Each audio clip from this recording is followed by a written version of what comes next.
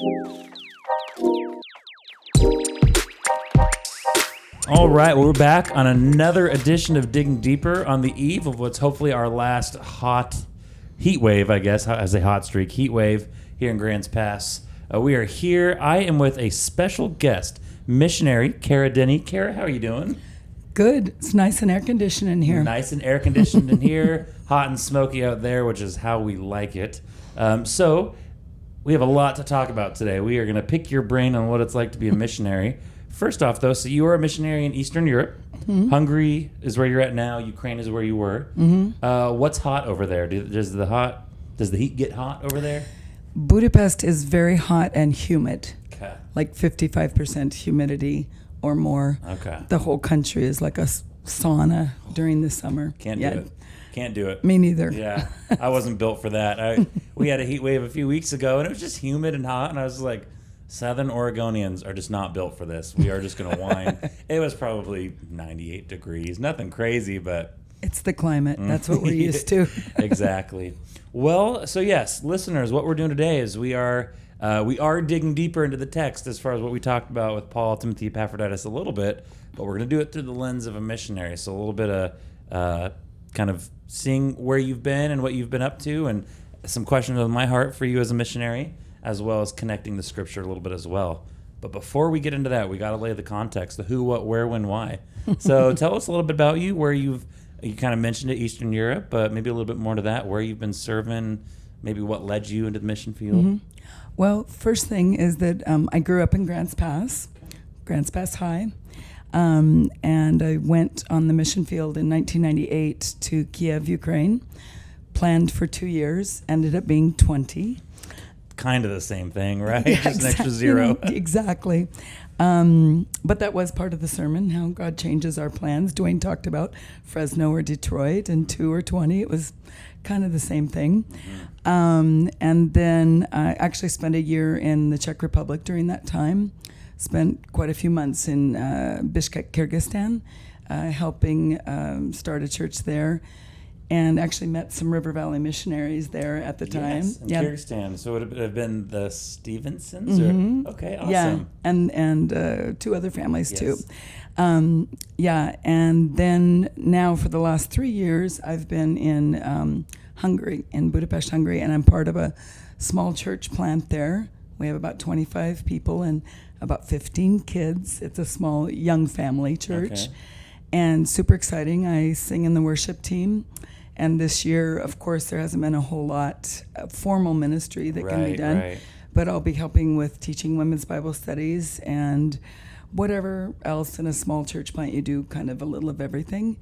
And in Ukraine, I taught women's Bible studies, discipled young women, and had a crisis transition home for young women in my home for 20 years.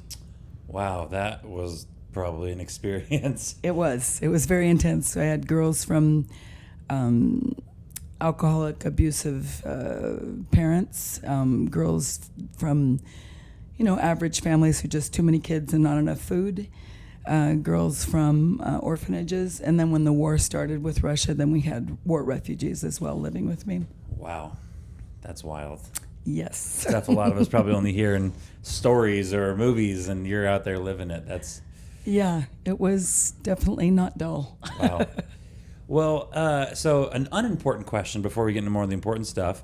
The Olympics just got over. So you, having lived in multiple countries, is there a conflict when it comes to who to root for? It was funny. I was watching the opening ceremonies and I went, oh, Ukraine. And then I'm like, oh, Hungary. And then I'm like, oh, Kyrgyzstan. Oh. And so my dad kept track of how many countries I personally knew, people that lived, not just new people, but friends. And when we got up to about 20, we stopped. And like, oh, yeah, and the United States. Yeah, exactly. Too. Oh, yeah. Well, that's got to be fun. It is. It is. Especially because, we'll hear where they're from or their stories, and we're like, okay, well, they're from Ukraine, but that's a very real-life experience that you've had over there. So, yeah. Well, a first question that I kind of want to ask of you, and this is a question that comes to my mind whenever I interact with a missionary. I think I've probably picked Rod's brain on it when he was over in Africa. Comparing what church is like here in the United States versus church over there in Eastern Europe. And I'm kind of thinking, what's the differences or similarities in time spent in fellowship? What are the differences in people's roles in the church, but also the actual programming aspect of the church? Can be very regimented over here in like the American church. I'd be curious to see similarities and differences between the two. Yeah, well, the thing, I love that question, and the thing that it kind of came to my mind was where there are missionaries are typically countries where there is very little influence of the gospel. So obviously, if there was a great influence, Right. we wouldn't be there. And so that usually means there's instability. They're still developing, whether that's economically or politically. Maybe there's war or some sort of other instability, impoverishment or something. So because people over there can't depend on circumstances, there's very little. In Ukraine, we showed up one time to use our church, the building we'd been renting for years, and they'd rented it out to someone else. Without telling you, just Yeah, say, without by the telling way. us. So I don't even remember what we did, whether we just didn't have church and we had a church of around 400 people at the time, and whether we just didn't meet or whether we met outside. Because it happened so often, I actually don't really remember, which I think if that would happen here in the States, people would definitely remember every detail. Oh, yeah. Yeah. Or just at our church in Hungary, the building that we rent a room in, because we're a small church, another group rents down the hall, and they decided to come a couple hours early and rehearse for a program they were going to have, and they were very loud during our service. And because the air conditioning is not like the standard in the States, we had our doors open for airflow.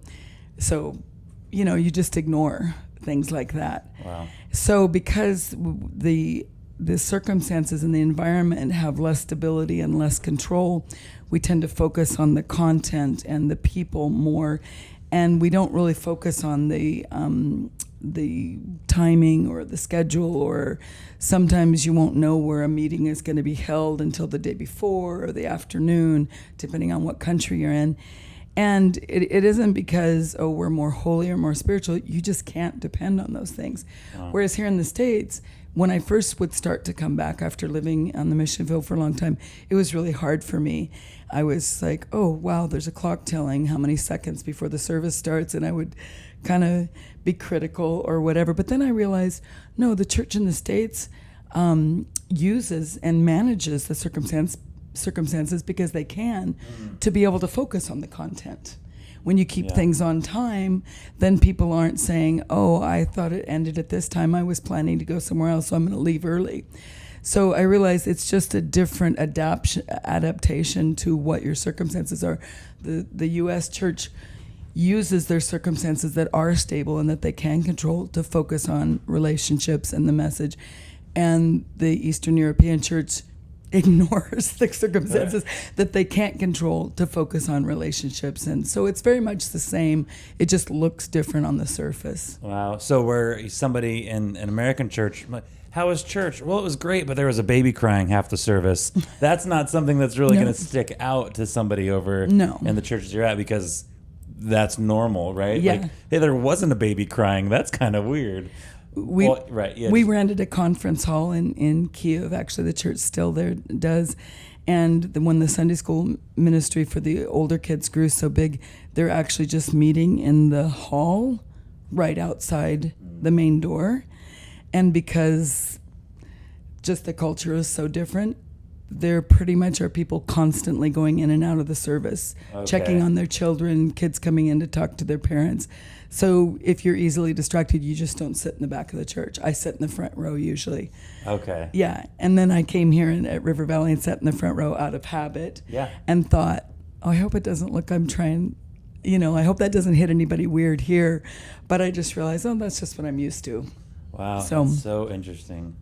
So, and forgive me if maybe you mentioned this when you were talking, but the service. So here it's obviously, if you go to most churches in the United States, you're going to get worship up front, you're going to get the teaching, and then worship to close the service, and then that's that.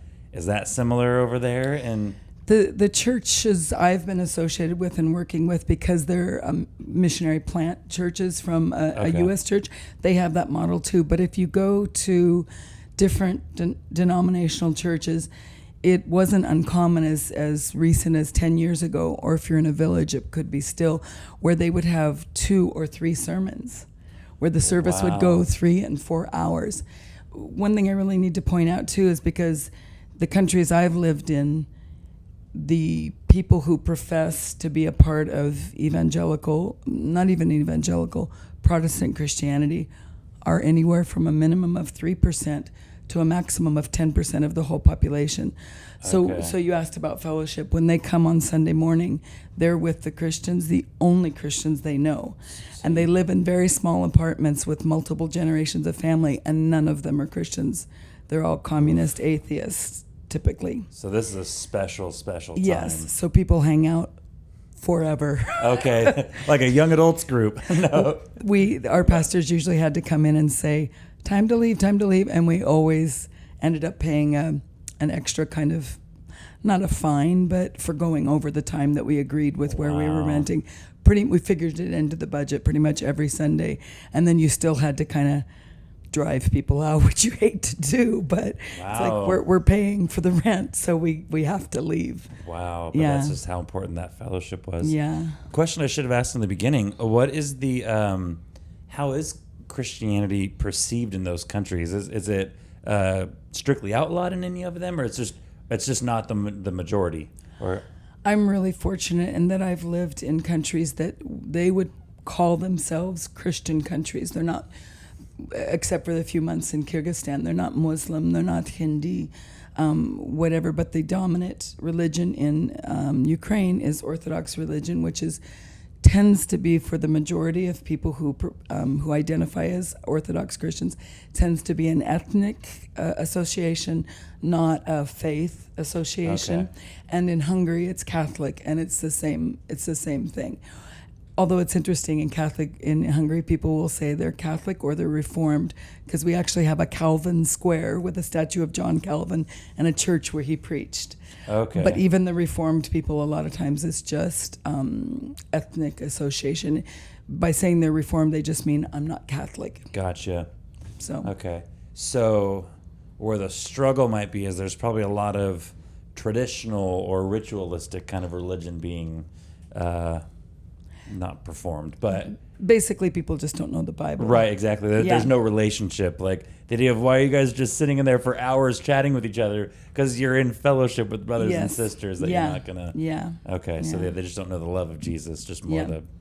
And they might even know the love of Jesus, but on a really limited level, because if you don't know the word, like Jesus said to the Pharisees, you search the scriptures and in them you think you'll find the secret to eternal life, but they are those that speak of me. Mm-hmm. So if you don't know the scriptures, you can't really know Jesus. Okay, yeah, totally. All right, well, that's fascinating. I think you painted a really good kind of picture to the best of my ability to kind of understand where you were at. But so now you're over here in the States, and you've been over here for several weeks. So we were chatting about this before, whether you call it time back in the States or a furlough. I'm curious how you do with these extended stays over here, because I would imagine a certain percentage of your time is kind of getting acclimated or even decompressing and then getting ready to go again. So yeah, walk us through that. Like, is it hard to adjust? Do you miss kind of where you were? And then do you view, actually we'll start with those. And I got one more follow-up question, but I won't hit you too much. Well, the best advice I got from a veteran missionary who was also a dear friend before I went on the mission field was, how do you deal with when you're in the country you serve in, which, like I said, is usually less developed, less economically advanced? How do you deal with, just being honest with my human fleshly heart, with not being jealous of those in the States that maybe have more than you and your friends in the country you're serving in? And then when you go back and you enjoy the benefits of your home country, how do you not feel guilty for those that are back there? Ooh. And he said the best advice, it was so good. It was before I moved on the mission field, but I could see just from a few visits that it would be an issue for me. And he said, wherever you are, you just enjoy the blessings and the benefits that God has given you. Wow. To quote Jim Elliot, a missionary who was martyred in Ecuador, in the 50s, he said, wherever you are, that you determine to be the will of God, be fully there. Often in Ukraine, people would say, why are you living here? We all want to get to America. And I would always quote Psalm 16. In your presence, O Lord, is fullness of joy, and at your right hand are pleasures forevermore. So for me, I always try to remind myself, the only thing that matters is, as sure as I can be, we can never be 100% sure, am I where God wants me to be today? And if I am, if that's someone taking me to dinner because I'm in the States, or blessing me with a gift, or enjoying their pool or something, then I enjoy it to the fullest as I can. And if it then means going back to Ukraine, in the middle of a revolution or a war, then that's where I'm supposed to be then. And, it's in the living in the presence of the Lord. And not to sound, hyper spiritual, but it is just that living in the presence of God, then it really doesn't matter where you are.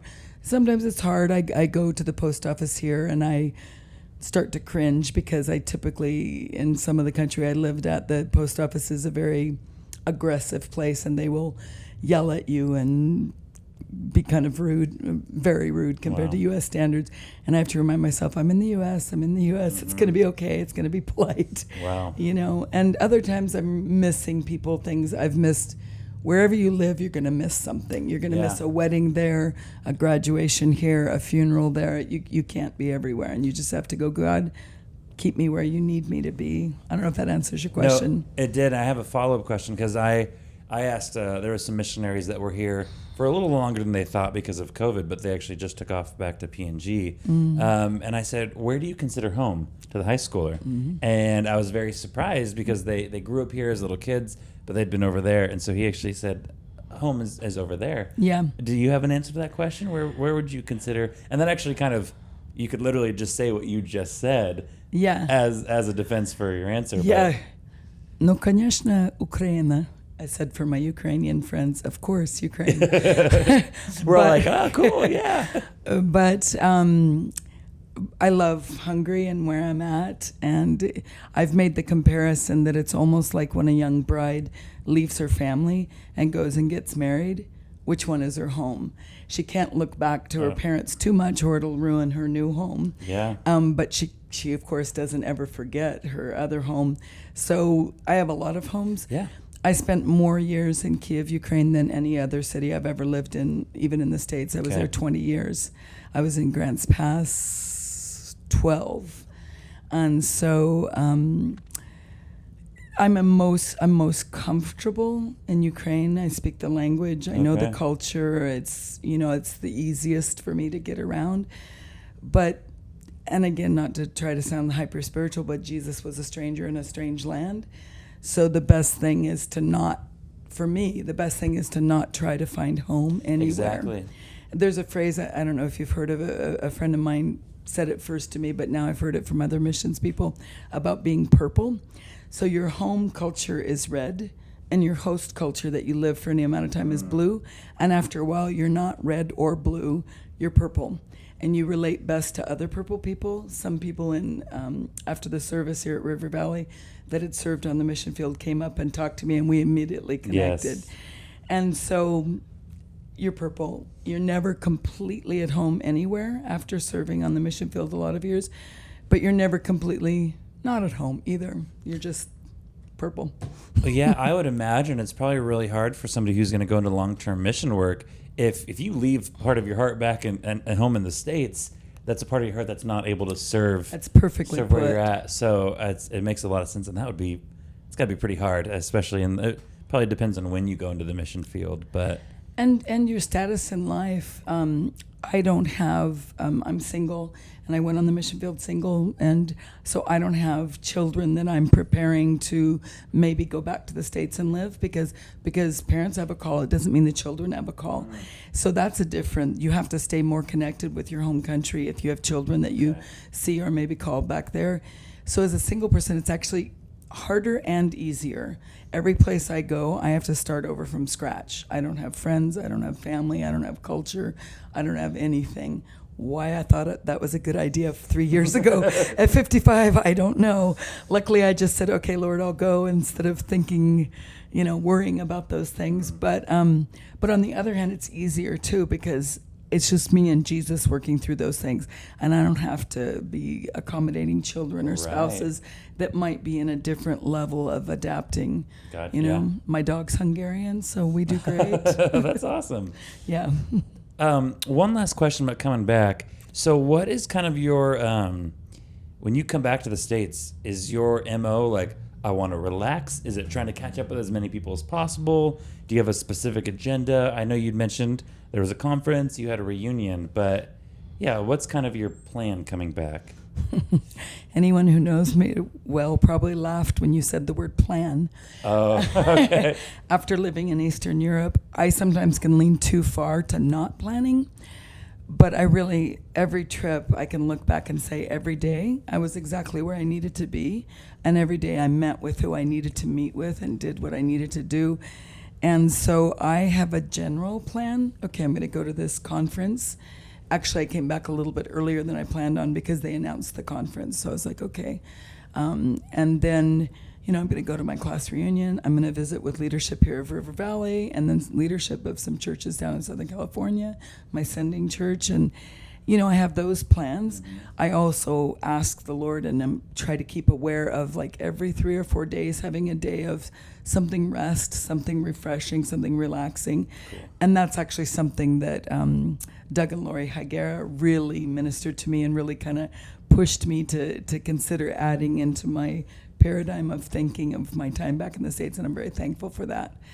But then, again, not trying to sound like I'm super missionary, but time back in the States is just a different mission field for me. Oh, yeah. There's friends and family that aren't believers, and you say, okay, God, who should I be spending my time with? Is it these people that it's very easy for me to spend my time with, or is it these people that maybe you want me to pour out your love to? And so you kind of just try to hold everything with kind of an open hand and pray that people are flexible along with you and try to communicate as much as possible. And, but things fall through the cracks and it is what it is. I bet that's a phrase that really has to stay on your shoulder quite a bit, huh? Like it's going to be what it's going to be, or... Yeah. Wow. Yeah. All right. Well, now kind of moving into more of a community vibe as I look, because I taught this weekend at another campus, and so really how important community and fellowship is amongst believers probably has a completely different impact in the mission field. So how important has community been to you? And I'm thinking community where you are at that given time in the country, your supporters, the family that you do have. How important has that been to you? And how, kind of bonus question, long distance relationships, how have you done in keeping those? Yeah. It seems obvious to me, but people who don't have a lot of experience with missionaries or missions, I realize I need to be more specific in explaining this. But obviously where I live, there would be no point for me to be there if there were a lot of mature Christians. Okay. And it's sometimes difficult for me to say that without sort of chuckling because it seems so obvious to Right. me, but people don't think of that a lot. Right. So another great advice from that same old friend that told me before I went in the mission field is that missions is a very lonely life. Because if there were a lot of mature Christians, there'd be no point for you to be there. Wow. So your fellowship with Christians is going to be very limited, and the Christians you have are going to be typically not mature believers. The very few mature believers are busy nurturing other immature believers. Right. And so I have just dear Hungarian pastor and his wife who are incredibly busy, with full-time jobs, as well as the church, as well as 2 children, as well as ministering to all the people in the church. I have numerous dear friends that aren't believers that I'm praying will become believers, but even so, they'll be brand new believers. And so I have 2 mature believer friends that are 25. And I say I'm glad that they like to hang out with grandma sometimes. And they're not Americans, they're British and Serbian. So then we have cultural differences too. So yeah, online fellowship is very important. I have a little Viber group, if people know the app Viber. It's like WhatsApp or Skype. Gotcha. Yeah. And of missionaries that I lived with in both Ukraine and Kyrgyzstan. And so we write nearly every other day and just share prayer requests because we're all purple people. Yeah. And they're in different countries now too, serving with different ministries, but we had that shared experience. And just changing my idea of community and fellowship. I think a lot of, well, actually, people in the States probably had their idea of community changed radically this last year. But I think a lot of people think it's going to be my home group or it's going to be where I go Sunday morning. And for me, Sunday morning is where I am with leadership that I connect with on a principle level, although the time is very limited usually. And it's among people that I can pour out to. And then maybe I have people online or a million miles away that I can really be myself with and really just relax. And so community just looks different, as probably people in the States realized this last year too. Yes. Yeah. Yeah. I think we could do a whole podcast on how community was, our perspective, I think, of community was changed. And you have to be very intentional because Sunday morning, you're probably not going to get it. Gotcha. I mean, because 90% of, I don't speak Hungarian fluently yet. Okay. So a good portion of my congregation, I can't even talk to. Wow. So, wow. Yeah, extra intentional. So back to that, I think the Viber group you're talking about, is that just a really special place because you can say things to that group where you could say it to myself and Anthony behind the camera, and we'd just be like, we don't get it, but that's probably like something you experienced, but you can say that to a group of purple people, and everyone's just like, totally get it. Oh man, that's just special. Super short and just kind of funny. There was a list of you might be a missionary if kind of funny things one time, and I added something to it. I said, when you go to the store and you're reading the instructions or the ingredients on the product, and there's 6 or 7 different languages there to choose from, and you're excited when you find your language and it's not your native language. It's just the one that you know, so you can basically figure out what's in that product. Okay. So that's a total purple people thing. Wow. Almost like, I think of like the Rosetta Stone, like you're using it as a key to figure out. Yeah.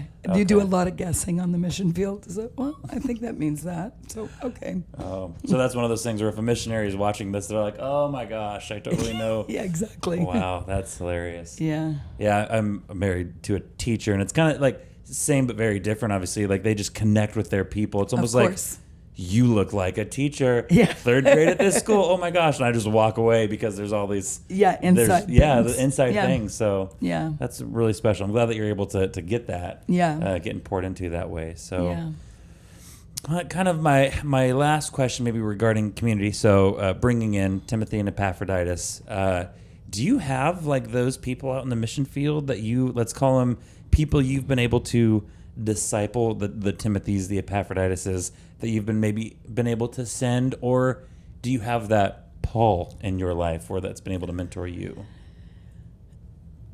Yes and no.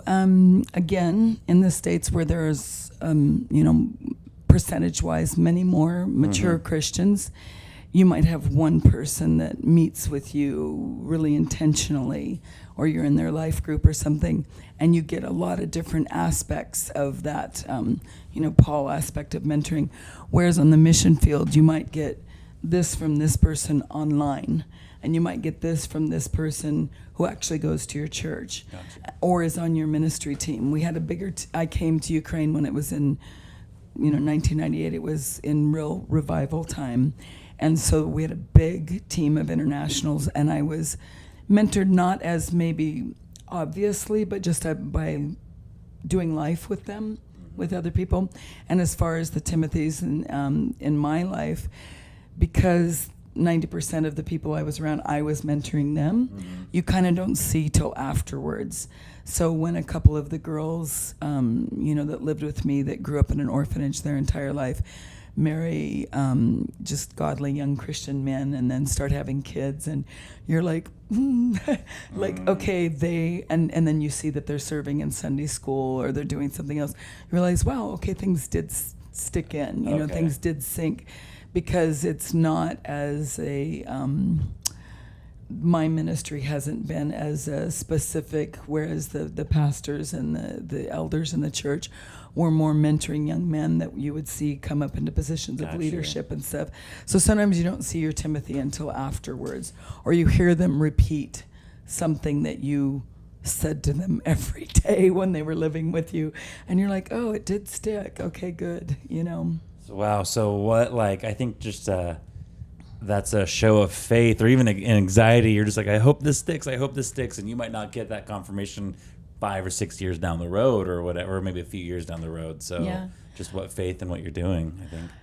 I really or what lean, the Lord's doing. Well, I really lean on that verse of there's one that sows, one that waters, but it's the Lord that brings the increase. Yes. And so it's just, one of my favorite verses is Psalm 40.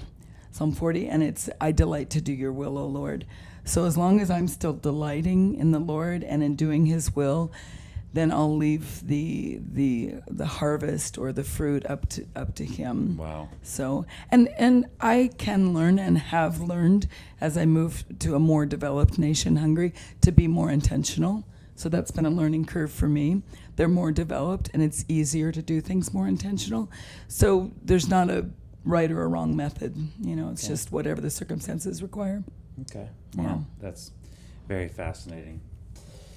So kind of moving on to maybe the final two questions, and they're together, but they're not. And it's kind of, a high and then a low maybe. So most celebrative moment on the mission field that you've ever had. And I asked this question in advance because I'm sure you have a lot. And then maybe even the most scariest moment that you've ever experienced, if you're willing to share it on the mission field. Yeah. I think it's sort of indicative of the mission fields that I've been on that I had tons of scariest moments come up first. Oh, okay. When the revolution started, the Maidan revolution started in downtown Kiev, and 100 unarmed people were shot dead, and they had open casket funerals, and they left the blood on the streets for weeks, and they would have flowers and candles burning for weeks. And you could, tanks were running through the streets. You were in the middle of that. I was actually in the States when it happened. Okay, all right. But less than a week after the sniper attacks, because I had 2 orphan girls alone there at the house who had been abandoned their whole life, I couldn't leave them in case Ukraine fell completely to the Russian army. So I had to go back. Wow. We had an escape plan. The border between Romania and Ukraine is very weak. It's just kind of a falling down wooden fence. And so the idea, I bought them compasses and I bought them really high-powered flashlights and good backpacks. And the idea was, because to leave Ukraine, they needed visas at the time. But I didn't as a U.S. citizen. So the idea was I would drop them off in the woods. I get a little choked up. Yeah. And they would go through the border to the Romanian border, and they would claim asylum, and they would show a copy of my passport and a letter written in Ukrainian and in English saying that I was ready over on the Romanian side, ready to sponsor them. And I actually had contact with other American missionaries in Romania who are actually from the Rogue Valley, Alice Besant Quarles. And and I would drive through the border and we would try to meet on the other side. So that was the plan, but it never. Thank God it never happened. Wow, that's my heart was racing though. Yeah. Just to think that was something that you actually had to sit down and be like, "There's a chance this is going to happen." Yeah, and so you prepare, and then you forget about it. Okay. You just go, okay, we didn't need it. Okay. But there are many times, I can't even. Taxi driver who didn't want to give me change, threatened to break a bottle and attack me with it one night and when I was house sitting for someone out in the country with no cell phone working and no landline and no internet and no one around. That is the recipe. You just described the plot of a scary movie. Yeah. He wouldn't give me my change from my local currency, and if I gave him what I had, that was all the money I had for 2 weeks. And I reached and I remembered at the last minute that someone had given me some U.S. bills. So I gave him the U.S. bills, which was still 2 times more than I should have given him, but I gave him that. And so he left, but he said, I'm going to come back with friends and you're not safe and you better not come out of your house. And so I left the next morning and walked to the bus stop and was scared the whole way, but it was Easter Sunday, so I went to church and nothing happened. So if it's too much, you can totally stop me. But what was the source of his transgression towards you? Was it because? Honestly speaking, he was probably on his last pennies, kopecks as we have. So I was telling him, you have to have change. You need to give me change. And whether he didn't have change and he thought I would not pay him at all, or whether he was hoping, he saw that obviously I was in a vulnerable position. So whether he was just hoping he could gouge me for the extra money, who knows? As my pastor put it, when two people get scared, things usually fall apart. If one person can stay not afraid and calm, then things will be fine. That was his really gentle way of kind of correcting me, which I'm sure most Americans would say, why did you need to be corrected? But just showing you always have an ability to lean on the Holy Spirit and not be sucked into even a scary, abusive, violent situation. You always have the ability to lean on the Holy Spirit, and at the very least, stay moderately calm, and things will always be better if at least one person is moderately calm. Yeah. So who knows why he did what he did. Wow. That's wild. So best experience. Yeah. Yeah. I don't know. I'm still just reflecting on that. You ask, what's the scariest moment in your life? Oh, broke a bone, almost died. Revolution. But it's the most celebrative moment. I'm sure there's a lot out there. Yeah, so many. I think the most is seeing the 13 girls that lived with me doing well. Wow. Doing well. Not all of them are walking with the Lord, but all of them are doing well. They're like good people, I guess, so to speak. And all but one are on good terms with me and still in touch with me.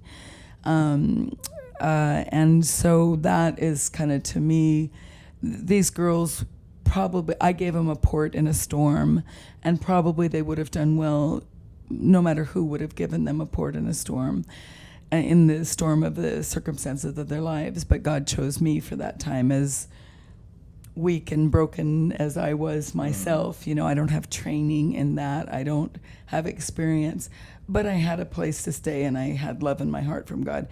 And so that, I don't claim credit for that, but I was allowed to be a part of their stories. You were the vehicle that God used for that. And if I just have a second, one of the strangest things I've done, which is really Please, fun. Let's go. I've had so many strange things, but I was invited 2 years in a row to do the opening prayer and invocation at the Marine Corps Ball in Kiev, Wow. wherever Marines are stationed, and they are the guards of U.S. embassies.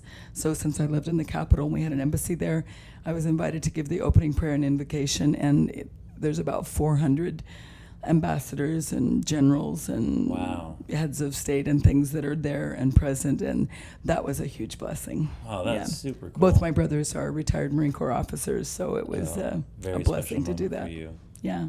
Well, that is super cool. Well, all right. That kind of is the end of the questions I had. Obviously, we could probably there's so many more. I could probably sit and listen to the scariest moments forever. Probably not something you want to relive.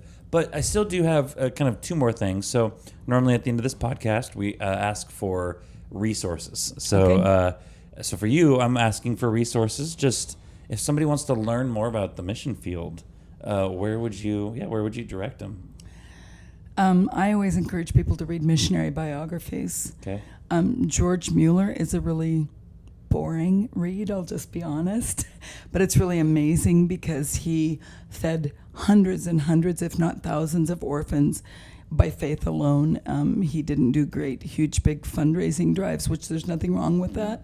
But his story is really fascinating, setting children down for meals when there's no food available, and a knock at the door, a truck delivering food broke down and needed to give away the food before it would perish. So his and Hudson Taylor, the first white man to go to inland China, those two biographies, and probably Edith Schaefer's, it's called L'Abri, which is just French for shelter, and they were in the Swiss Alps. And it's just a really sweet account of their lives as missionaries. So if someone just has general interest about missions, if someone has a specific interest about missions, they can write me. Yeah, okay. If people are interested in missions, I love to encourage people. I used to be a bit hesitant before, is God really calling them? But then when you see all the things that God has to put into place, visas and support and sending churches, if somebody has a desire, if God isn't desiring them to go, he'll shut it down. So I just like to encourage. I do have, if I can do a little plug for a website that I have. Totally. I was actually going to ask Okay. kind of something similar to that, so Okay. go for it. Yeah. It's truthforwholeness.com. Okay, truthforwholeness.com. And there I have different devotional writings that I do. I have a video blog that I have theories. They help me cope. Kind of just a 2-minute little video blog. And then my email address is on there too. So if somebody's interested in missions, they can write me, and I'd love to encourage them. Okay. Yeah, and listeners, whether you retained all that information or you can email us at diggingdeeper@rivervalleycc.org, Pastor Rod, plenty of ways to connect with you. Mm-hmm. So on top of that, what is, so if everyone's, man, Cara is so cool, I want to support her through prayer, what's the big thing we could be praying for you, for your mission field? What's kind of the number one thing?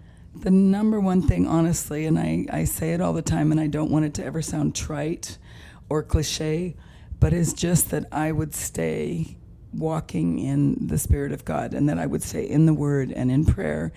Because if I'm in the Word, if I'm in prayer, if I'm being daily filled with the Holy Spirit, then everything else will take care of itself. I'll be protected. I'll be provided for. I'll have wisdom to make decisions. And it's the easiest thing to be consumed or occupied with the work and forget the Lord of the work. And, it's just, yeah. So.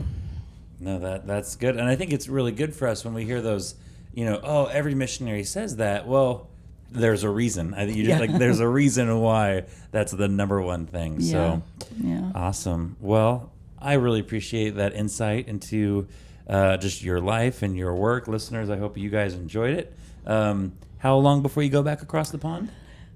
Actually, that's a specific prayer because the U.S. Embassy, I don't know what they say, instructions or whatever for travel to Hungary said, level 3, reconsider travel to Hungary. So I leave the Rogue Valley at the end of this week, the 14th of August, and then I fly back to Hungary on the 19th. I have a few stops in Southern California. And so I pray that I can get into the border once I get there. So we'll see. God knows. All right. Well, yeah, hopefully we'll be able to keep in touch with that and keep updated on that. So, all right. Well, I know I'll be praying for you. Listeners will be praying for you. Thank you so much. Thank you. Guys, we'll catch you next week. Thank you for joining us on Digging Deeper.